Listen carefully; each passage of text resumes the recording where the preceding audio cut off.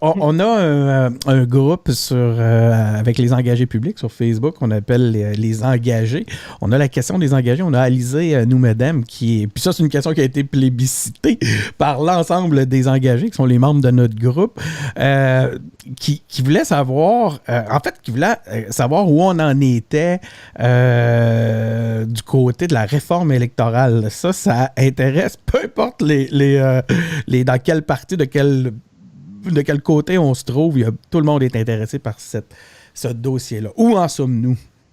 C'est un peu un exemple de ce que je te parlais de dossier qui n'est pas sexy, dans le sens où, pour grand public, c'est plus difficile d'avoir cette discussion-là parce que les gens ont peut-être moins conscience de l'importance. Puis quand je dis ça, c'est pas péjoratif du tout, là, c'est normal. Moi, avant même de plonger dans la réforme électorale, l'avantage d'un mode de scrutin par rapport à un autre sur ma vie quotidienne, je la voyais pas, donc à un moment donné. Donc, c'est pas compliqué. Mais il faut quand même prendre le temps. On est encore à la même place. On veut que ça progresse. C'est sûr que le temps parlementaire a été amputé de beaucoup dans la session passée. Je te l'apprendrai pas. On a perdu un bon 3-4 mois de temps de commission parlementaire. Puis on peut en faire des choses en 3-4 mois. J'ai encore parlé avec le directeur général des élections dernièrement.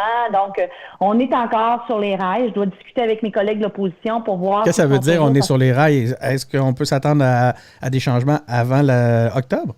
Avant la prochaine, moi, c'est l'objectif. octobre 22? Moi, je maintiens le cap là-dessus. Ouais. Mon objectif, c'est sûr que oui. Là, on a eu les consultations. On va s'engager dans l'article sous peu. Il y a des demandes qui sont faites par mes collègues de l'opposition. Moi, j'ai aussi des limites dans le bout de chemin que je peux faire. Donc, il faut que je leur parle parce que moi, ce qui est très important pour nous, c'est qu'on continue à progresser dans un consensus. Donc, on verra, mais c'est encore partie des dossiers qui sont actifs, on va le dire comme ça. Mais ce que je trouve intéressant, c'est que vous dites tenir le cap sur le calendrier. Oui. Parce que au moment où je te parle aujourd'hui, quelle date qu'on est? Là? On est le 22 février. on est en quelle année?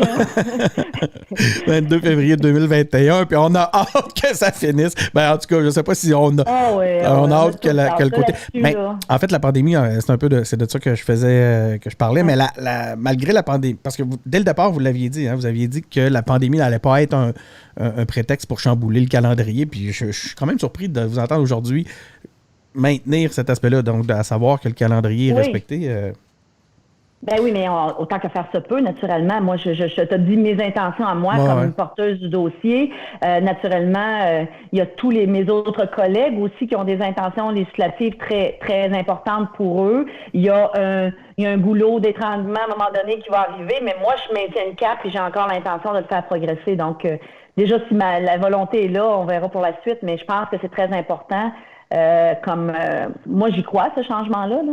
Mais en tout cas, c'est ça. Des fois, je me rends compte que j'ai des envolées puis ça aboutit pas plus loin que d'où je suis partie. De toute façon, on va faire comme les grands médias. C'est tout le temps dont nous disposions, Sonia Lebel. Merci beaucoup.